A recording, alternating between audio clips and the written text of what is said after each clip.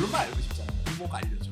내일 당장 올라갈 종목 알려줘. AI가 어떻게 답하냐면 세상의 모든 전문가들의 이야기했던 거 최근 한 3개월 동안 이야기한 그런 것들의 평균값을 그냥 알려주는 겁니다. 질문을 어떻게 하느냐, 가정을 어떻게 설계하느냐가 중요하고, 이거는 에디슨이 그랬어요. 결론을 내는 게 중요한 게 아니라 과정 속에서 계속 좌충우동을 하고 본인의 매뉴얼이 만들어지는 거예요. 투자를 했을 때 그 투자를 했던 것들을 2분 정도는 AI한테 설명할 수 있으셔야 돼요. 공대생들은 그걸 뭐라고 부르냐면 디버깅이라고 불러요. 버그 같은 게 있으면 그 버그만을 잡아내요.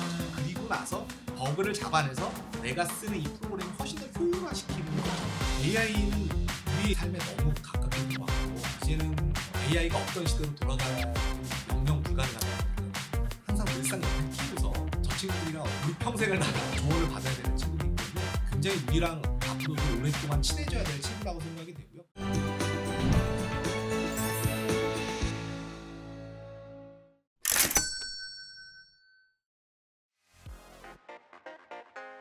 과정이랑 결론 말씀을 해주셔서 이 평균치로 답변을 준다는 게 이런 내용이구나 하고 생각이 든 게요. 투자가 고민될 때 지인이나 남편이나 이런 분들에게 물어보는 것보다는 저희가 접하는 것 중에 가장 객관적이고 현실적인 답을 잘 줄 것 같은, 종합적으로 GPT에게 몇 번 물어본 적이 있었거든요.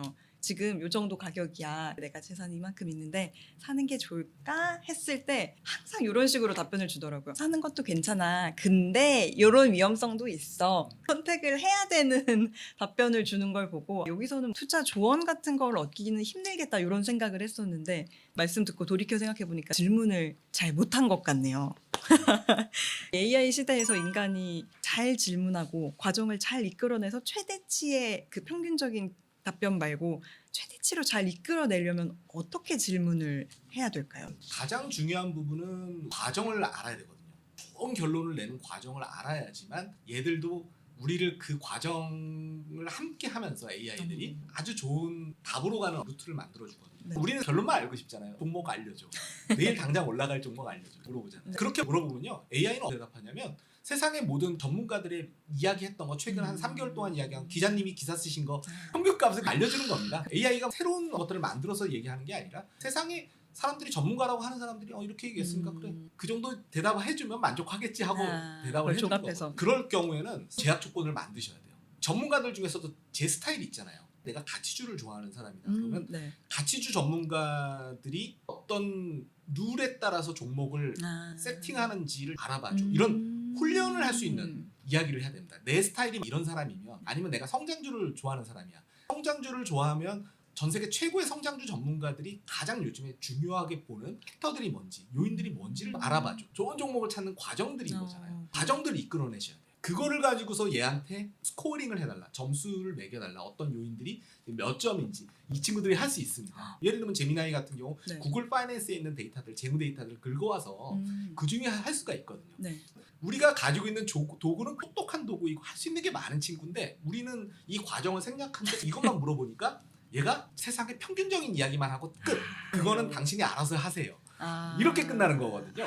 질문을 어떻게 하느냐, 과정을 어떻게 설계하느냐가 중요하고, 이거는 에디슨이 그랬습니다. 에디슨이 결론을 내는 게 중요한 게 아니라 과정 속에서 계속 좌충우동을 하거든요. 실패도 실험을 해봤더니 어떤 실패를 겪고 이거를 계속 한 300권 정도 되는 자기 노트를 가지고 있었거든요. 본인의 매뉴얼이 만들어지는 거잖아요. 그거를 입력해서 실패를 하지 않는 확률로 계속해서 만들어진 발명품들이 성공하고 이랬던 거였거든요. AI 시대에는 AI를 통해서 많은 실험들을 할 수가 있거든요. 가상의 실험들을 많이 할 수 있고, 네. 그것들이 우리 과정 속에, 질문들 속에 잘 녹여만 있으면 놀라운 결론을 낼 수도 있다. 저희가 생각하기로는 백열전구, 추금기 이런 되게 위대한 발명품들이 있는데 이런 결과를 많이 생각하지 않습니까? 에디슨 하면 요거지 많이 생각을 하는데, 책에서는 결과물보다 설명해 주신 것처럼 요거를 해결해 나간 과정이랑 사고 패턴이 어땠는지 여기에 주목을 하셨어요. 이런 부분에 관심을 가지게 되신 건지도 궁금하고요.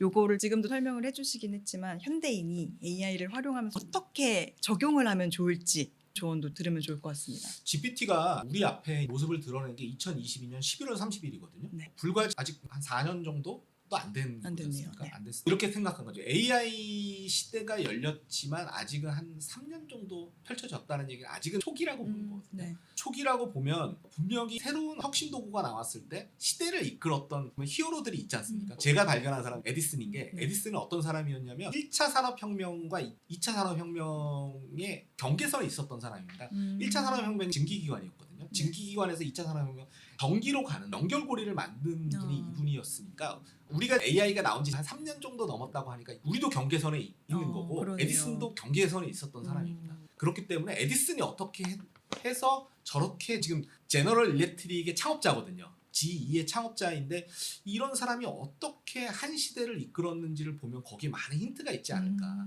새로운 시대가 바뀌는 과도기에 이 사람이 어떤 행태를 보였다는 거는 우리가 반드시 알고 있어야 되는 사실 아닌가. 그 아이디에서 시작해서 에디슨 공부를 해봤더니 깜짝 놀랐습니다. 이전과 완전 다른 시대가 펼쳐질 때는 에디슨 같은 사람 좌충우돌 하면서 다양한 실험을 하는 것들을 겁내지 않으면서 네. 자기만의 매뉴얼들, 그 과정들을 계속해서 노하우로 쌓은 사람들이 새로운 시대에 빨리빨리 적응하고 이걸 이용해가지고 새로운 뭔가로 확장하는 확장력이 커지더라고요. 에디슨이 최초로 전구라든 이런 거 발명한 사람이 아닙니다. 이전에 발명했던 사람들이 있는데 이거를 빨리 상업화한 사람인 거죠. 그러니까 이거를 지금 우리한테 필요한 것도 AI라는 건 이미 나왔습니다. 네, 이걸 네. 어떻게 하면 돈과 연결시킬지를 고민들 하시는 거잖아요. 근데 이때 필요했던 덕목들이 에디슨이 가지고 있더라고요. 그래서 저는 제가 쓰면서도 깜짝 놀랐던 부분들이 많았고 이 방송을 보시는 우리 구독자님들 그다음에 청취하시는 분들도 그런 측면에서 보면 에디슨을 한번 주목해 보셔도 괜찮은. 왜냐하면 시대가 바뀌거나 그럴 때 우리는 어떤 위인을 통해서 이 시대를 투영하려고 하지 않습니까? 네. 그러기에는 괜찮은 사람인 걸로 생각이 되고요. 저는 에디슨이 지금의 누구랑 비슷하냐라고 또 많이들 물어보시는데 저는 일론이랑 비슷한 것 같아요. 일론 머스크랑 비슷한 측면이 많거든요. 20세기 초반에 일론 머스크 하는 짓은 에디슨이거든요. 그런 측면에서 보셔도 지금 시대의 히어로들이 지금 시대의 혁신 제품을 만드는 사람들의 생각이 어떤 생각이고 우리가 그 생각을 쫓아가려면 어떻게 해야 되는지가 잘 담겨 있다고 생각이 돼요. 에디슨이 과정이 중요하다. 이게 중요한 게 아니라 그런 과정을 통해서 그의 삶을 엿보면서 이걸 지금 시대에는 내가 이렇게 접목해 볼 수 있겠구나. 이렇게 적용해 볼 수 있겠구나. 요걸 얻는 게 중요한 포인트네요. 맞습니다. 그 질문의 힘 말고 다른 키워드로 책에서 본 게 축적이라는 키워드인데요. 이것도 인상이 깊었던 게 AI가 더 우리 생활에 들어올수록 사람이 자기의 생각을 덜 하게 되는 것 같다고 느껴지거든요. 많이 의탁을 한다고 해야 될까요? 생각이든 판단이든 이런 결정 같은 것들을 AI에 의탁을 하면서 점점 내가 뭘 생각해서 뭘 판단하고 결정하는 일이 줄어든다는 느낌을 받는데요. 축적이라는 건 자기가 스스로 노력해서 해야 되는 거지 않습니까? AI가 대신 해줄 수는 없고요. 같이 할 수는 있겠지만 그런 부분에서라도 이것도 요즘 시대에 한 번씩 생각해 볼 만한 포인트가 아닌가. 그 축적이라는 과정이요. 요거에 대해서 설명을 해주시면 좋을 것 같습니다. 결론부터 말씀드리면 저는 그렇게 생각합니다. AI만 단지 의지한다고 해서 저희가 비즈니스의 리더가 어느 수준까지는 전 될 거라고 봐요.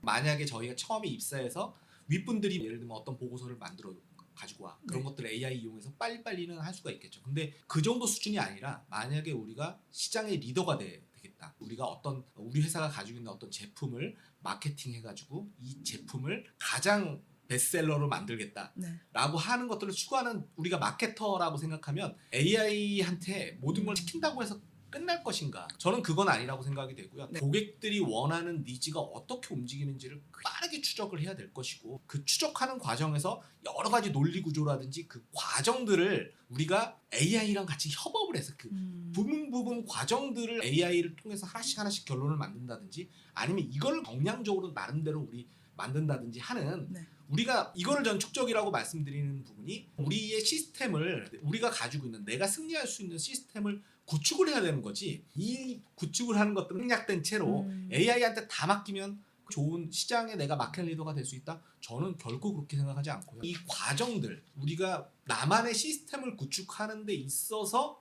AI를 통해서 AI와 함께 시스템을 구축하는 것들이 전 중요하다고 생각이 되고 이거는 시간을 많이 요구하고요. 그다음에 이 과정들을 우리가 알려면 AI한테 우리가 답을 물어보면 안 되고요. 자꾸 이런 걸 물어보셔야 된다. 나를 어떻게 훈련시켜줘.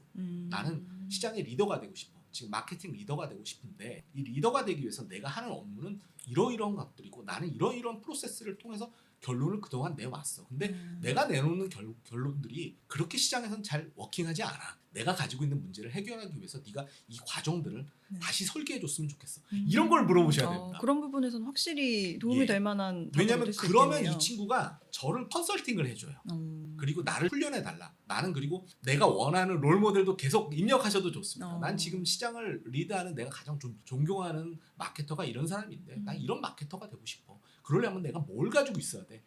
그리고 그 가지고 있어야 되는 것들의 프로세스를 네. 내 프로세스와 접목해서 설계해줘. 자꾸 이런 거 물어보셔야 됩니다. 그러면 달라집니다. 왜냐하면 내 옆에 가장 세상에 똑똑한 친구가 나를 컨설팅해주고 나를 코칭해주고 있는 거지 않습니까? 그랬을 때 나의 업무 능력이 올라가는 것이고 내가 하는 결과물이 다른 시장의 리더들이 가지고 있는 노하우들이 내 프로세스에도 적용이 돼서 나도 그거와 닮아갈 수 있는 것들인 거죠.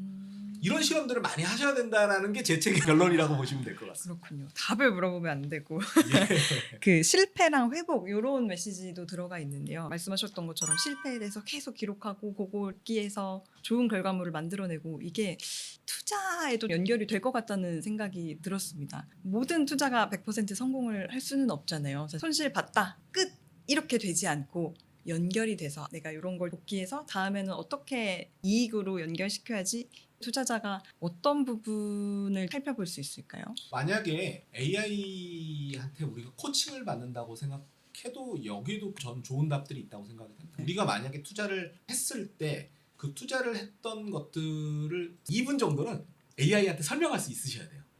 내가 이 투자를 했던 이유는 뭐였고 나는 어떤 부분들을 좋게 봤고 그 다음에 이거를 내가 사는 시점에는 어떤 조건이 달라지면 나는 팔려고 했었고 적어도 이 정도 2분 정도 AI한테 우리가 옆에 있는 친구들한테 2분 정도 내가 산 주식을 설명할 수 있을 정도로 AI한테 내 마음을 털어놓을 정도로 네. 주식을 사실 때 그런 마음이 있으셔야 되는 거예요. 그 정도는 공부를 하고 사야 내가 돼. 내 친구나 아니면 우리 아버지한테 주식을 샀으면 밥 먹으면서 내가 2분 정도는 이야기하면서 내가 이런 마음으로 산 거고 이 정도 설명할 수도 없으면 사시면 안 됩니다. 맞습니다. 그 정도가 만약에 그렇게 AI한테 이야기를 하면 AI한테 이런 것 내가 했던 것들 중에서 논리적인 문제점이나 이런 것들을 하고 내가 했던 얘기들을 공격하라고 얘기를 해보십시오. 오. 내 논리적 모순이라든지 그러면 AI가 기가 막히게 신랄하게 나를 공격해 줄 겁니다. 신랄하게 공격해 주고 그럼에도 내가 신랄하게 공격하는 포인트들 중에서도 내가 빨리 고쳐야 될 부분들을 이 투자안을 다 버린다는 게 아니라 네. 내가 버려야 될 부분들을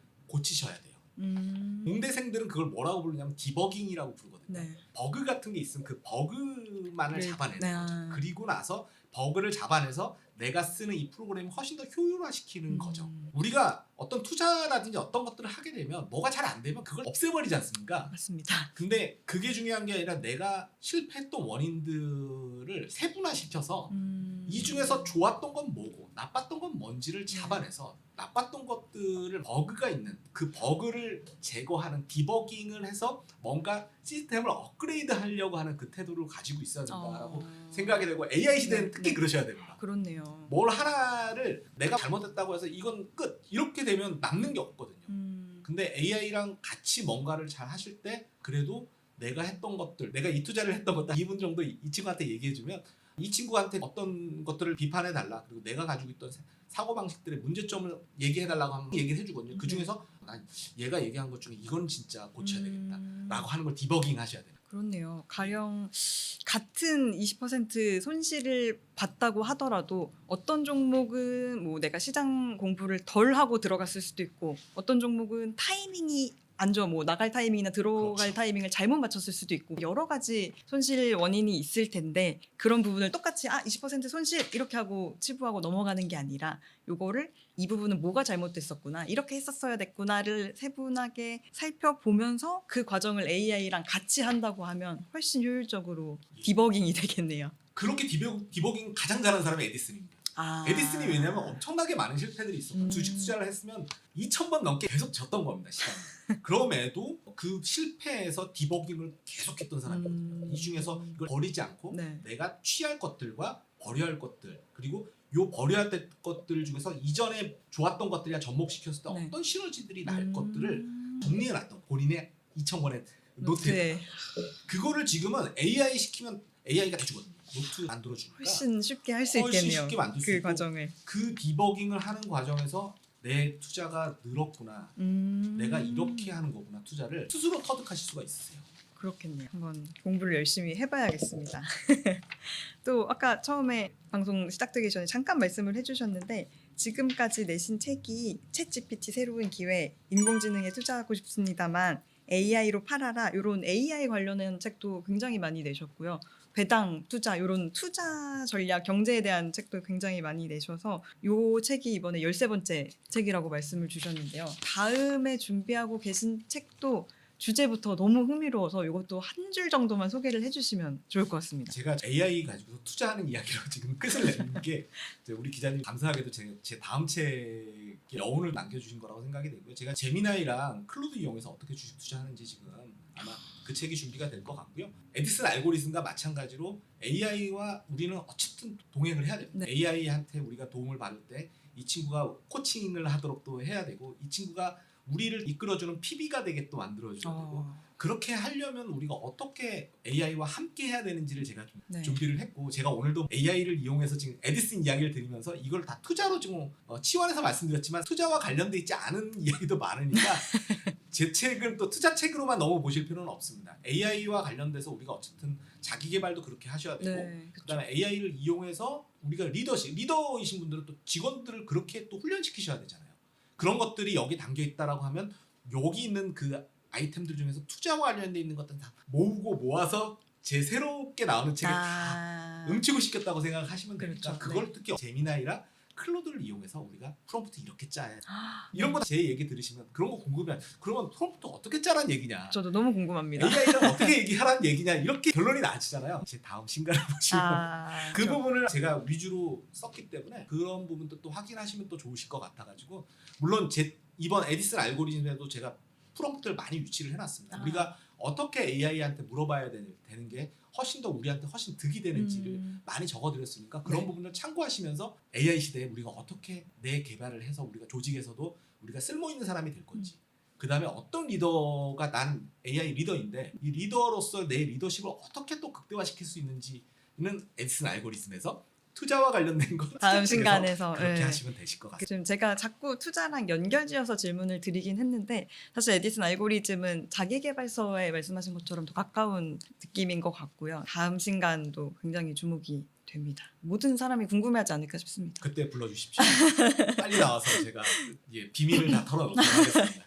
좋습니다. 마지막으로 주토피아 시청자분들께 한마디를 부탁드리려고 하는데요. 반도체주 변동성이 정말 크고 뭔가 쉬운 듯 하면서도 정말 어려운 시장입니다. 이게 쫓아갈 만한데 하고 쫓아가면 늦었고 이젠 안 되겠다 하면은 또 오르고요. 정말 이렇게 오락가락하는 시장 속에서 여기에 또 이제 AI까지 접목되니 정보가 더 빠르고 많아진 것 같지만 요거를 진짜 잘 활용해서 실생활에 또는 투자에 접목하는 분은 많이 없으신 것 같거든요. 요런 시대에 살고 계신 시청자분들께 간단하게 한마디를 해주시면 감사하겠습니다. 저는 AI는 우리의 삶에 너무 가깝게 들어왔고 이제는 AI가 없던 시대로 돌아가기는 영영 불가능하다고 생각이 됩니다.